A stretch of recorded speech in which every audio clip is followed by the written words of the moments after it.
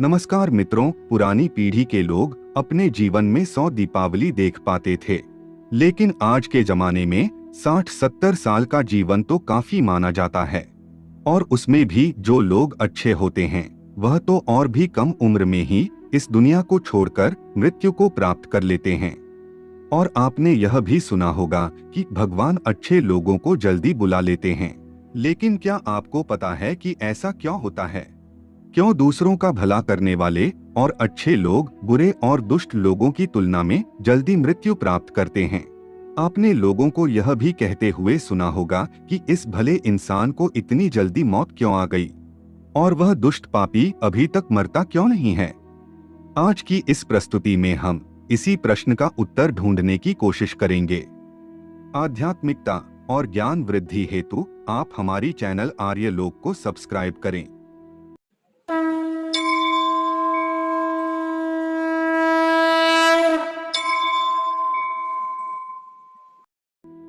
मित्रों, हमारे सनातन धर्म में माना जाता है कि किसी व्यक्ति के जन्म से पहले ही यह तय हो जाता है कि उसका जन्म कहाँ होगा, उसके माता पिता कौन होंगे, उसका विवाह किसके साथ होगा और उसकी मृत्यु कहाँ होगी और कब होगी। सभी धर्मों में मृत्यु को एक अटल सत्य माना गया है और जिसने जन्म लिया है उसे एक ना एक दिन मरना ही पड़ता है।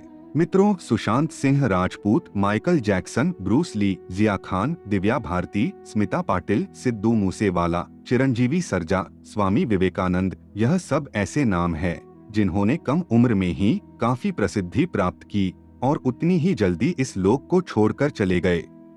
यह लोग और ऐसे ही हमारे कई परिजन थे जो भले थे, कभी किसी का बुरा नहीं किया था, कभी किसी को सताया नहीं था, फिर भी भगवान ने उनको अपने पास क्यों बुला लिया? उन्हें तो अच्छे कामों के बदले में ज्यादा जीना चाहिए था, तो भगवान ने ऐसा क्यों किया? तो आइए इस बात को समझते हैं। आपने कई प्राचीन कथाओं में सुना होगा कि जब कोई ऋषि मुनि या भगवान किसी अप्सरा या देवता पर क्रोधित होते थे तो उसे सजा के तौर पर पृथ्वी लोक, मृत्यु लोक पर जन्म लेने का श्राप देते थे।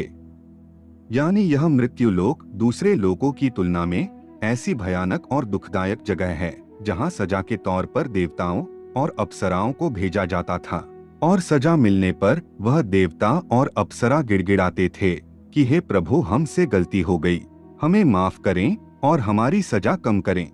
यह मृत्युलोक समस्त ब्रह्मांड में ना तो अच्छी जगह है और ना ही बुरी, या तो इसे आप कर्मभूमि भी कह सकते हैं और कर्मों के हिसाब से ही आपकी आगे की यात्रा तय होती है।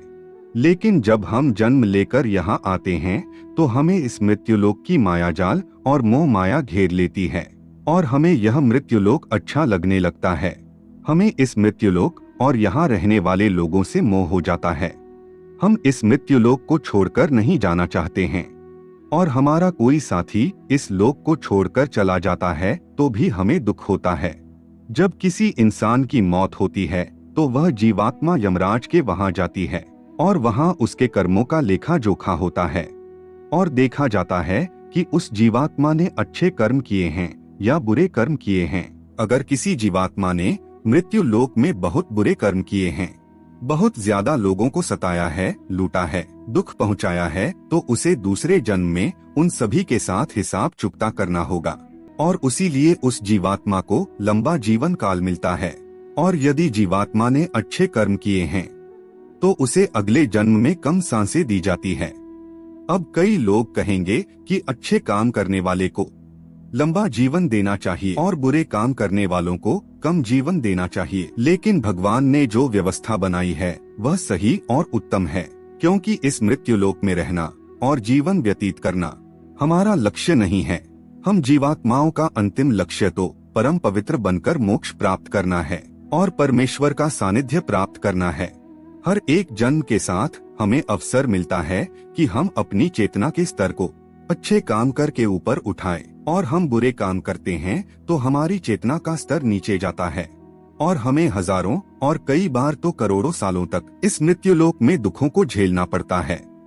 कहा जाता है कि एक जीवात्मा को 84 लाख बार इस संसार सागर के चक्कर काटने पड़ते हैं, तब जाकर उसे मोक्ष मिलता है।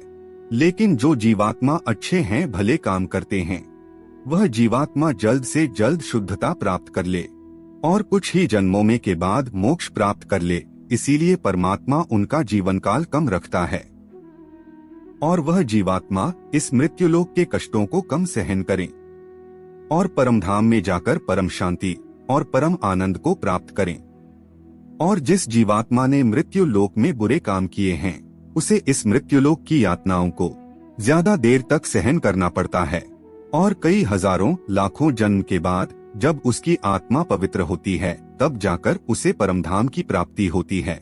दूसरी बात यह है कि हमारा इस मृत्युलोक में जन्म किसी न किसी उद्देश्य से होता है और जब वह उद्देश्य पूरा हो जाता है तो भगवान हमें वापस बुला लेते हैं।